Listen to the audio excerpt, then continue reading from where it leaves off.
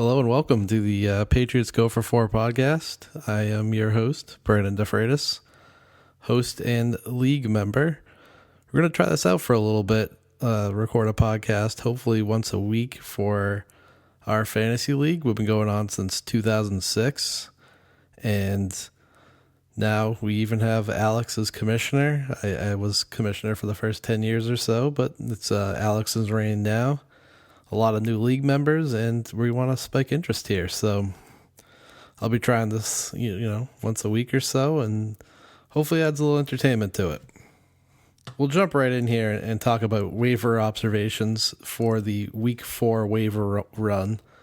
Always confusing, too. Do you call it the Week 4 waiver run, or we call it the Week 5 waiver run? We're running into Week 5, we're after Week 4. Who knows? Either way, we'll call it the Week 4 waiver run. A lot of money spent on weeks 1 and 2. 1, 2, and 3. You saw Darren Waller go to John B. Waller Bills, $51. Huge bid out of a $100 budget. Then you have, Demarcus Robinson. I went out and I spent $31. Tom went out and spent $21 on Marquise Brown. A lot of money being thrown around. And then you get to this week. Granted, not as much quality. It's just one of those weeks on the waiver.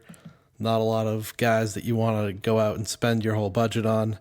So a lot of smaller bids. We're going to go through some of the bigger ones and point out some of the notable ones as well. Highest bid for the week, Matt winning Geronimo Allison for $7. It's a pretty fair price, I would say, for a receiver who's going to be getting a lot more work now that Devontae Adams is out for the next 2 or 3 weeks. I'm just opining here. Turf toe injury. He's definitely out this week, probably out the next, and maybe even the third for safety. So Matt's picked up himself at least a flex play, I would say, for 2 weeks or so. $7, not a bad price. Going to get some targets, familiarity with Aaron Rodgers. Hard to complain about it. Highest bid of the week, though.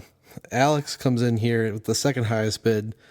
Picks up Jameson Winston for $5. And we're going to talk about this in a little bit, the quarterbacks heading into this waiver run. And even before that, if you look at Saturday, there were a lot of good quarterbacks available. Kyler Murray, Jameson Winston, Baker Mayfield, Matt Stafford. So you've seen here that that's starting to reverse a little bit. There's been a lot of quarterbacks picked up now. Alex with the first edition here in Jameson Winston, and for $5 it's hard to complain. It's 5% of your budget, but Alex really had a quarterback shortage here. Josh Allen with the injury he traded for, he picked up Kyler Murray, so he wanted to make sure he has 3 guys to solve his problem.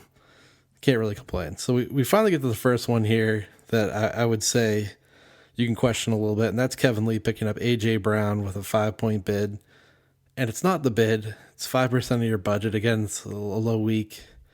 And it's not the player, really talented rookie receiver for the Tennessee Titans. It's the Tennessee Titans in general. And more specifically, it's Marcus Mariota, the quarterback. I don't think he can sustain a top receiver. And I've invested in prior years in Corey Davis, who I believe is also talented. And he just got totally sunk by Marcus Mariota. I would expect the same for A.J. Brown. I believe he only ran 14 routes in the game, 3 targets. Look, he had a big game. He had 2 touchdowns, but that's not really enough volume to sustain anything. $5, it's not the end of the world, but really I don't think he's going to be a usable fantasy asset this year. And I'm not surprised to see Kevin jump in on him. He loves those guys who have those breakout games, and that's certainly what Brown had. Next interesting addition here was Alex with Chris Herndon, 4 points. Herndon, tight end. He's coming off suspension. He'll come off in week 6. He still has 1 week to go. So 4-game suspension. But the Jets are on bye in week 4. So he'll be suspended week 5. And what's interesting about Herndon is in the tight end landscape, there's not a whole lot of great tight ends after you get past a certain point. Alex with Vance McDonald, who got injured. So Alex is trying to play the long game here with Chris Herndon. It's not a bad strategy. Alex at 1 and 3, though, he doesn't have a whole lot of time to wait. I guess he can wait the 1 week and then go from there. Certainly, Herndon would have gone for more next week on the waivers, being able to play right away at that point, especially with Sam Darnold probably being back. couple other interesting ones to point out. Jameson Crowder went. This was after waivers today. Midday, Krieger added him. I had some personal interest myself. 17 targets week 1, 13 receptions. The big thing with Jameson Crowder is he's not going to have any value unless Sam Darnold is back from mono. And while he started practicing today, it's hard to say if Darnold's going to play because he's got to wait for that spleen to go down before he can take a hit. And he hasn't yet been cleared for contact. So that's what stopped me on Crowder. But, if you're going to add him for free after, maybe he has more value next week if Darnold comes back. And, hey, maybe if you get lucky and Darnold gets cleared for contact this week, it could be a good addition. And then you saw the ads here later on in the day. Kevin Lee adding Matt Stafford on by one of those quarterbacks. Again, that's a second quarterback. There was Jameis, Matt Stafford, and then later this evening, I picked up Baker Mayfield. So we went from having Kyler Murray, Baker, Stafford, Jameis Winston, I would say Sam Darnold, at least Cam Newton injured on waivers. And those were the really interesting guys. And that's why, you looked last week and you're like, why would I pick up a quarterback? There's a bunch of interesting ones available. Now, all of a sudden, Kyler Murray's been picked up, Baker, Stafford, Jameis. And you started to see that market go down. It's kind of why I jumped in on Baker. I was like, this is the last one. I want to hold him, see if his value goes up. And looking around the landscape of the league, there are a few teams out there that could use a quarterback. Namely, we'll start off the ones that kind of could use a quarterback. The first is Tom sitting there with Phillip Rivers. While Phillip Rivers is a steady fantasy starter, and over the course of the year, he'll finish top 12, and you'll think you have a quarterback one, but he's never going to win you any weeks. He's always, you look at his point totals here, 28, 9, 23, 24. 28's pretty high for Rivers, actually. That's a nice week. But usually he's right around the low 20s, and he'll keep you in games, but he's not exactly going to go out and win. Every game here, he's been around 300 yards passing. You like to see that. He doesn't run for any yardage, but he's multiple touchdowns in 3 out of 4 games. Solid starter, but if you want to win the championship, it's not a bad idea to upgrade there. I'm not going to say he needs a quarterback, but if one of these guys off waivers pops, it could be a good addition for him. And then you look elsewhere in the league. Jason's sitting there. I think Jason is the most quarterback-needy team. Jared Goff, ranked as the 18th quarterback right now, really had been up and down so far this season. Overall disappointing. If we look at his output, 10 points week 1, 21 week 2, 16, 21. It's not going to get it done and not going to help you compete. And Jason's one of the higher scoring teams in the league, so he could be leaving some points on the table here by not upgrading this quarterback. I think when you pick up a number 2 quarterback in this league, not that you can go and you can't really swing it for a startable player, but you could swing it in a package deal. You could package a quarterback and a flex player and try to get, a better player. Kind of like week 1, we saw Josh Allen and Devin Singletary packaged up to get Miles Sanders, something like that. I think there is value there to trade to like a team like Jason, Kevin Lee as well. And that's why you do it. You look at the market on who's out there, see what positions are getting scarce, and at some point today, after all the ads, it seemed like the quarterback position was really getting a little scarce. Moving on here, I think the next topic we want to address, we're a quarter of the way through the NFL season, which means we're more than a quarter of the way through the fantasy football season. And actually, now that I think about it, that means a quarter of the way through the fantasy season, because the NFL season is week 17.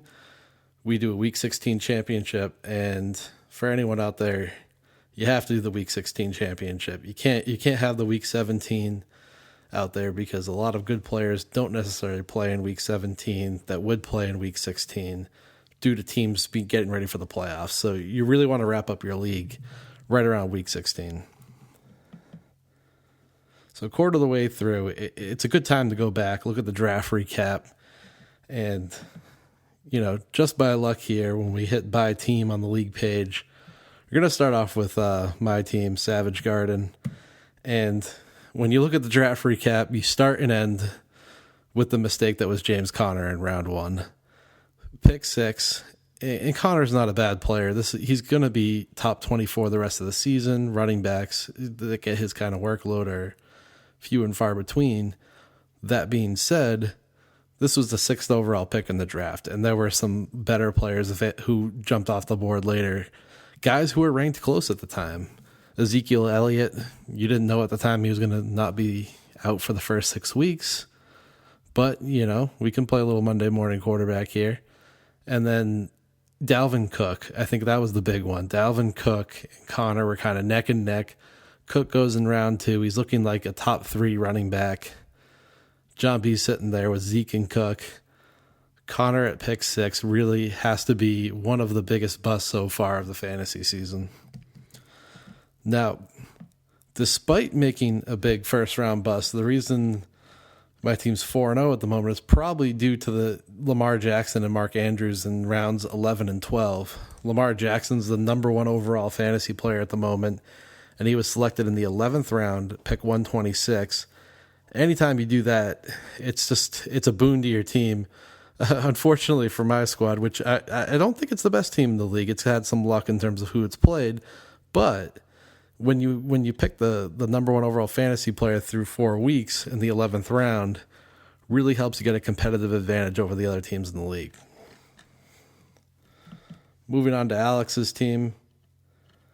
We had a pretty solid draft overall, but again, I know if you talk to him, the player that's going to come off his mind, at least right now, before any potential trade to the Patriots, which is being rumored, but we'll see if it happens or not, is wide receiver Stephon Diggs. This is a player that last year was a borderline back-end wide receiver 1. Alex takes him at pick 29 in the 3rd round.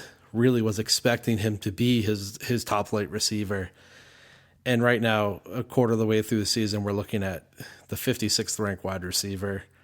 4.7 points week 1, 9 week 2, 3 week 3. And then finally he goes off and he gets over 100 yards last week. But then he loses the fumble. So really, if I were Alex, I'd be looking to sell Diggs right now, package him, send him away. Barring a trade, the Vikings, they're throwing the ball the least in the NFL right now, and it's hard to see them sustaining both Diggs and Adam Thielen. In terms of draft steals, Alex did come back and recover a little bit here in the 14th round, grabbing Chris Thompson. In any sort of PPR format, this is half PPR. Chris Thompson right now in our half PPR is the 22nd ranked running back, has had usable weeks. His lowest scoring week was 7.6. So you're talking about a decent flex player here. Alex grabbed in the 14th round, pick 164. Hard to complain about that, and he's looked like the Chris Thompson of old, so I would expect it to continue. Moving on to Kevin Lee. Kevin's my favorite team each and every year at the draft. Has a unique view on things, and I know in the past he said he's been able to predict injuries, which is unique to say the least. But draft-wise, he didn't do... There was not that huge Kevin Lee, like, oh my God, you're drafting Ray Rice in the 1st round and he's about to get suspended type deal. But he did make a big mistake in round 2, pick 18 with Damian Williams, running back for the Kansas City Chiefs. Some of it not his fault. At the time, Damian Williams was supposed to be the workhorse for Kansas City. And then you see LaShawn McCoy get traded 2 days after the draft to Kansas City. He's now the leading running back for them. Been putting up points left and right that Kevin probably expected would be Damian Williams. And, Williams got hurt during week 2, and we haven't seen him since. He's back at practice. Maybe it turns around, but still, pick 18. There's good players on the board at that point. I know Pat Mahomes was still available. I believe Travis Kelce was still available in round 2. So, Damian Williams is a tough luck pick there. In terms of values and steals, Kevin's got a bunch, but the one we'll highlight here is in round 10, pick 114, Emmanuel Sanders. Sanders is sitting in the top 15 right now at receiver. In fact, he's top 12, coming in at 12 right now. And he came off an Achilles tear that scared a lot of people off, but Kevin took the plunge, and he's been the Emmanuel Sanders of old. And if he keeps it up, it's going to be a really good selection for him. And this wasn't Kevin's only late round guy. He also got Larry Fitzgerald in round 8, which was good, and then traded them away for value. Moving on to Matt now. It's funny, you look at these teams and some of them, when you click on it, the bust and the value just like becomes so obvious 4 or 5 weeks later here. But for Matt, it's Juju Smith-Schuster in round 2, a player that I loved. I had him, and I would have picked him at the back end of round 1 given the circumstance. Thought he had a good chance to end the year as the number 1 receiver. Unfortunately, you saw Ben Roethlisberger got hurt, and it changed everything for Juju. Hasn't really done anything with Mason Rudolph. Had a little bit of an injury week 1 against the Patriots. I can't say whether it's affected him or not. He actually missed practice today with a toe, so I guess it's still lingering. And, I mean, you have point totals of 10.8, 10.9, 15, and 3. It's not horrible, but when you're here in the early second round, pick 16, you would have expected Juju was going to be a top-tier receiver. He's just going to be a receiver 2 at best, and that's a disappointment, much like James Conner. And you're seeing we've been 4 teams in here. We've picked 2 Steelers. Some of it you can control, some of it you can't. And the Ben Roethlisberger injury definitely is something you couldn't control. Scroll down his list here and see where Matt hit in the later rounds. I know he's been injured for the last couple of weeks, but I'm going to say Michael Gallup in round 12, pick 136, was a really good value. And I think that whole Dallas offense has been churning pretty good here. And I would expect it to continue. He's healthy. He's going to be back on the field this week. And in terms of anyone you get in the double-digit rounds who can contribute to your team is great. And Matt did a good job there.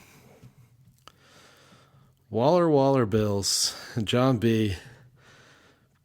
Consistently now for the last 2 years, he's been the best drafter in the league, and it's no different. I'm looking at his first 5 picks here, and they're all hits. Zeke, Cook, Connor, and this is Zeke, Cook, Cooper, Edelman, Godwin. I mean, you hit on your first 5 picks like that. That's awesome. And none of those guys are busts. Allen Robinson after. You have to go to round 7 before I'm going to start picking on John B here with Darrell Henderson. And at that point, is it really that big of a mistake? I mean, we're getting round 7. He took a shot at a backup running back. Really, his only bust has been the fact that Henderson, Freeman, I guess Freeman's been kind of running back 3, but he didn't really hit on his running back depth as well as he would have. But then he went and he got Zeke's handcuff and Cook's handcuff, so he's pretty covered right now. Man, I can't pick on much in his draft right here. We're really going to reach for Dante Moncrief in week 9 as a bust. I mean, round 9 as a bust. Anyone you pick in round 9, you're kind of taking your chances. So I can't even say that. In terms of values, Dak Prescott in round 12. It's hard to beat that. Prescott right now is sitting at the 4th ranked quarterback on the year. He was incredible for the first 3 weeks. Had a little bit of a dud that cost John B the win against me. A little humble brag there in week 4. But you get the 4th, a top 5 quarterback, a guy who I think is going to be a top 8 quarterback on the year in round 12. That's a nice little pick. John B, you still look at this draft, it still looks great. Man, I think he won the draft, but that doesn't mean he'll win the league. Next team here, we have Andrew Danaher. Andrew, little public service announcement here. Manage your squad, bro. You had 2 open roster spots during last week's games. Kind of unacceptable when you're doing that and you're not managing your squad. You can pick up people for free. I'm disappointed to see that, but his draft was pretty good. So, we'll keep the hope up there. In terms of bus, we're going to have to go with Darius Geis, round 5. It's unfortunate. This is probably more injury-based, but, the Washington offense stinks. Chris Thompson has value because he's involved in the passing game, but Geis got injured week 1, and boom, there goes Andrew's 5th-round pick. Value-wise,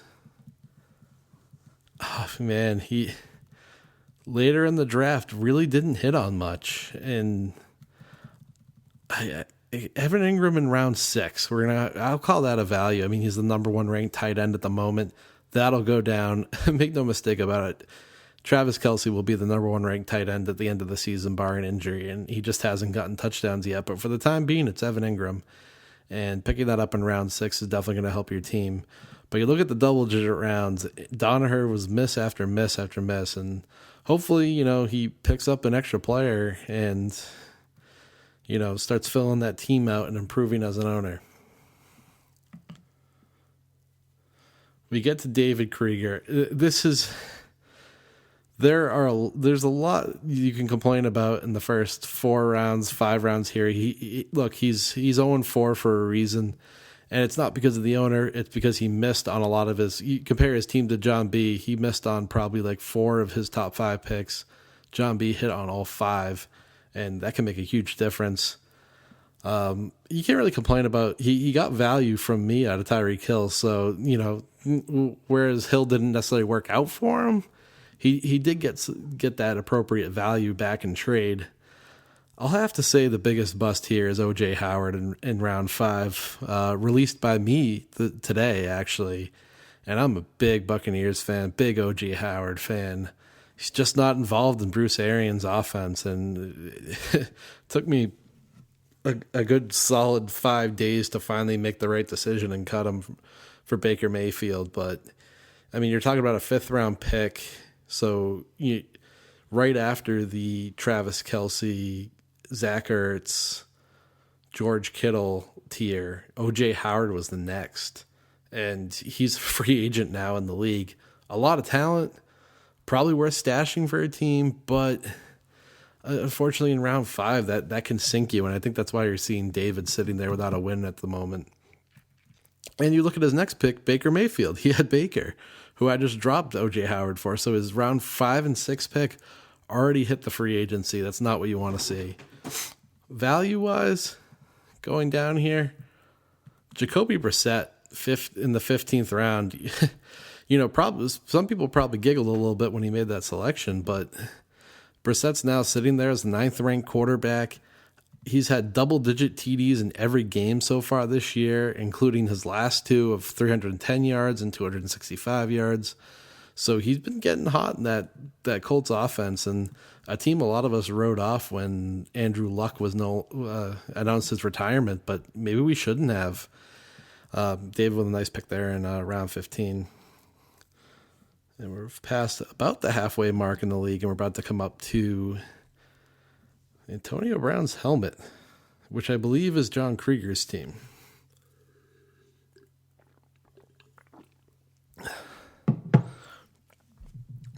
I was not aware of this, but John picked Pat Mahomes in round 3. I thought it was round 2. So despite it being an early pick, I'm going to say Pat Mahomes is the value of his draft. If we redid the draft today, Patrick Mahomes would go in round 1 the way the Chiefs look. So for Krieger to go ahead and get him at pick 26, man, it's hard to complain about that. Really well done. Bust-wise, again, I have to pick on the Minnesota receivers, Adam Thielen in the 2nd round. It's not them. Thielen and Diggs are so good, but that Minnesota offense is not throwing the ball. They have the least pass attempts in the league, and it's impacting both players to the point where Thielen complained after the game last week, saying that at some point, you can have the best running back in the league, giving, a little bit of credit to his teammate Dalvin Cook. But if you're not going to win football games, if you can't throw the ball and you can't challenge the defenses, they're just going to stack the box like the Bears did. Cook was shut down for a while. And so if they don't change that, look, Cook's going to get so much volume, it's not going to make a difference for him. But Thielen and Diggs it's going to be real hit or miss for them, and they're going to be more along the lines of flex plays instead of the wide receiver 1, high end 2 that you drafted. Jason's team, it wouldn't be me to mention Jason without throwing a little bit of shade at the fact that this is an owner who just does not believe in making transactions. And I think he could do so much better if he made some moves. He has 100 fab left 4 weeks into the season. And he didn't spend any of his fab last year and was saving it for the playoffs. You don't need 100 fab to prevent people from making ad drops. And then on top of that, I don't think he's made a single trade since he entered the league. Maybe I'm being too harsh here, but I like to see a little bit more activity, a little bit more movement from an owner instead of you really strap yourself when you just draft a team and you stick there. You're not really active on the waiver wire because it's all probability. It's like going to a casino. You draft the guys you think are best and you do it all based on probability, but things change and you get more information. The probability changes each and every week. So you have to be active, analyze the waiver wire, analyze trades. And otherwise, you just have to have a John B-esque draft. Otherwise, it's going to be hard to win the league. So in terms of his bust in the draft, the good thing about Jason is that he didn't really bust on anyone, but Hunter Henry in round 6 got injured. He was supposed to be in that O.J. Howard, Evan Engram tier. And again, O.J. Howard's a free agent. I believe Hunter Henry is available in our league. I would be surprised if he's not because he's hurt. But, 2 of those 3 guys in that second tier are tight ends that got drafted pretty early, busted, and they're available. And it's unfortunate, but it's fantasy football for you. And in terms of values, it's funny because it's Jason and he's Stafford's army, but Matt Stafford in round 13, he's a top 6 quarterback right now. Jason essentially got him free. Actually, the 7th-ranked quarterback. He got picked up by another team this week, so it tells you not everyone was buying Stafford, but he's a usable player now, and you get something like that in round. You get any usable player in round 13. That's great for you. Well, moving on to our first ever co-owners in Patriots Go For 4.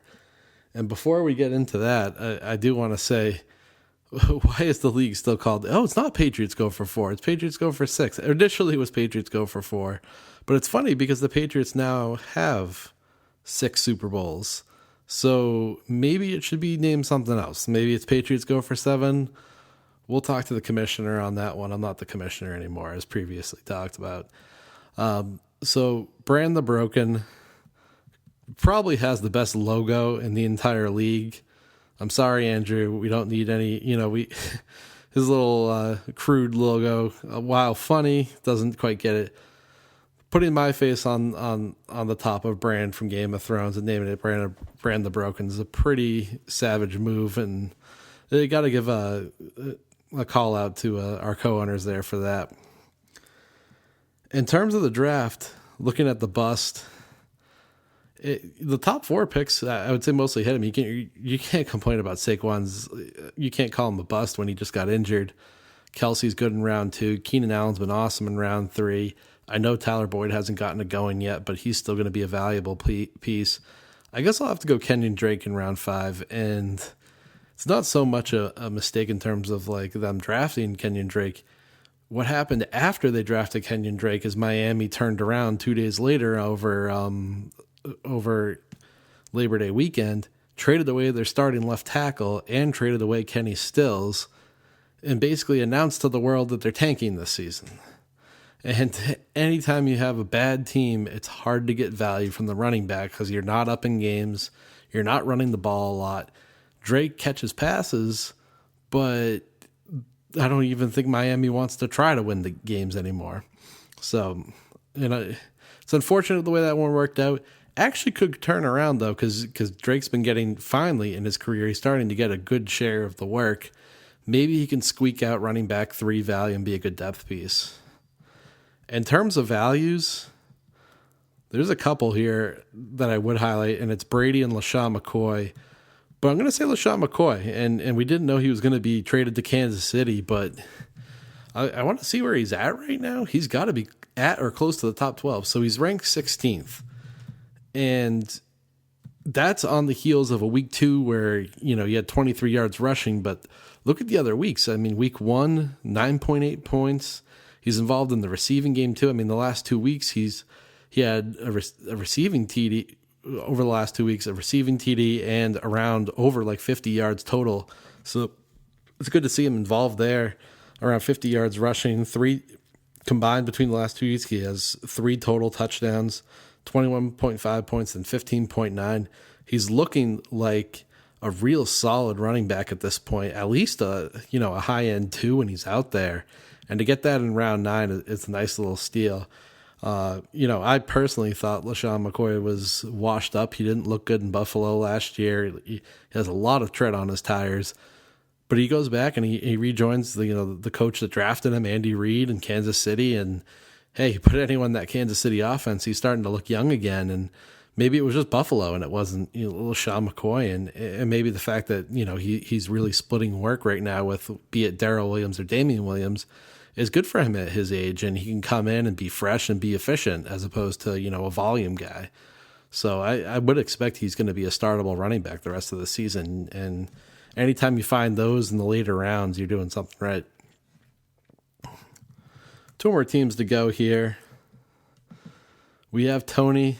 The bust is so easy because it's the craziest. The player's out of the league, which is insane. Antonio Brown at pick 22, second round. He was on the Raiders when Tony drafted him.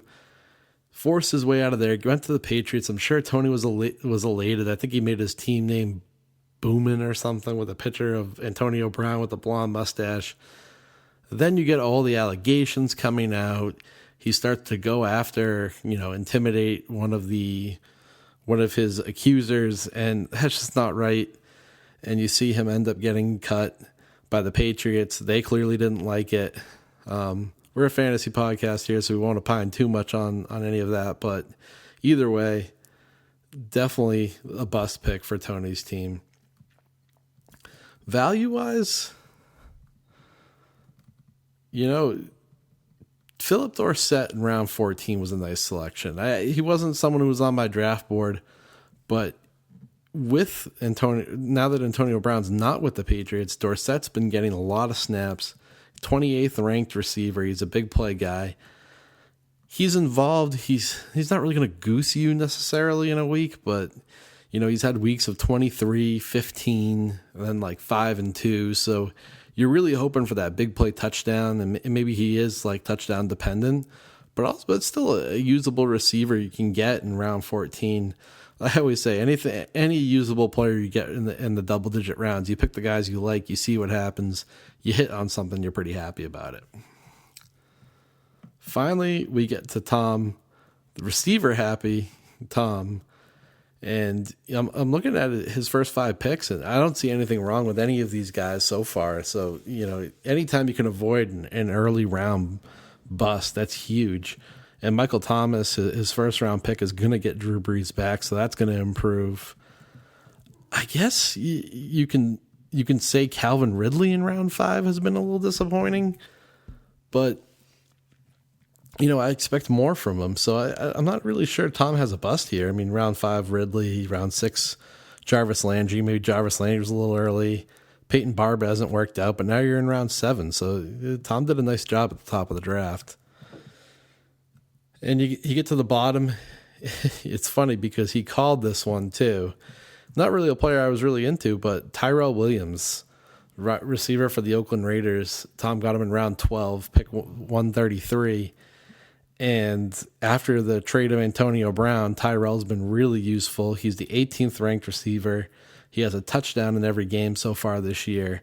The yardage hasn't really been there in the last 3 games, which makes you a little concerned he's touchdown dependent. But still, though, 18th ranked player, round 14. Did I have that right? Yeah. No, round 12. Either way, that's a really nice selection. Alrighty, and we're gonna wrap up the podcast here with my prediction for the. Again, we're a quarter of the way in. Who do I think is going to win the league?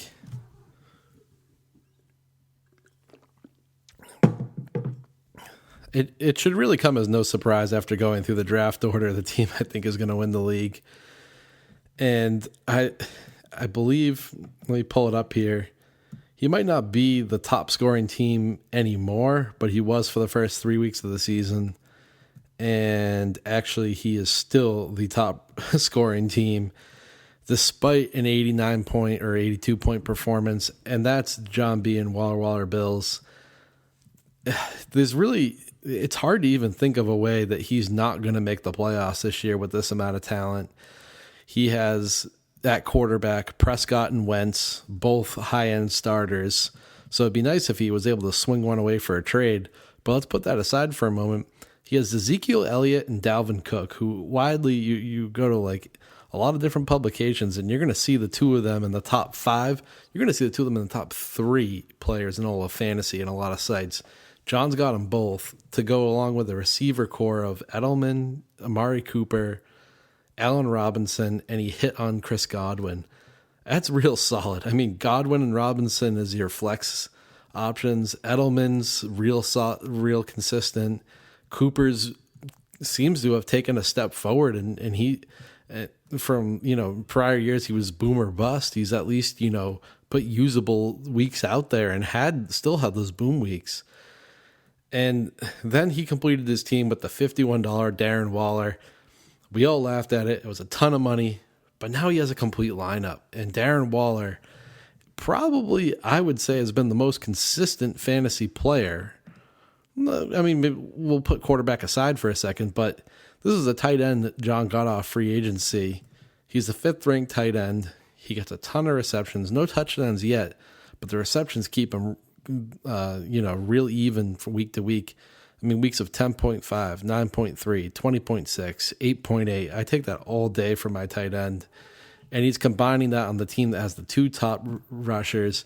And the reason I say injuries aren't really going to affect him, he picked up Alexander Mattison and Tony Pollard. So if one of his top 2 guys goes down, he has the 2 handcuffs in the league, Mattison, Pollard, who would immediately have such high value. Yes, he would go down. I mean, Pollard is not Zeke. Mattison is not Cook. But he'd still have a top 10 running back in that spot and be able to compete for the championship. So he's got a little bit of work to do on his bench. CJ Anderson doesn't even have a team. Probably shouldn't be owned. But you can always improve your bench through free agency. And like I said, Wentz or Dak is sitting there to help him out. He's my early pick for the league champ, and every move I'm making is going to be to try to catch up with what I perceive to be a really competitive John B team once again. Well, that's all we have here for our episode 1 of this podcast, and for the Fantasy Football League entering week 5. I have a big week against Brand the Broken, taking their shots at me with their team name and their logo. And if I lose this week and I win the league, you can bet for the next year I'm going to hear about losing this week. So that's how important it is. Hopefully we go out, have a good performance, and I'm sure Michelle and Joe feel the same way. A lot of other big games going on as well, and we wish everyone luck. And if you need a quarterback, come call me on Baker Mayfield next week. I'll be willing to sell him. All right. Thank you, everyone. See you next week.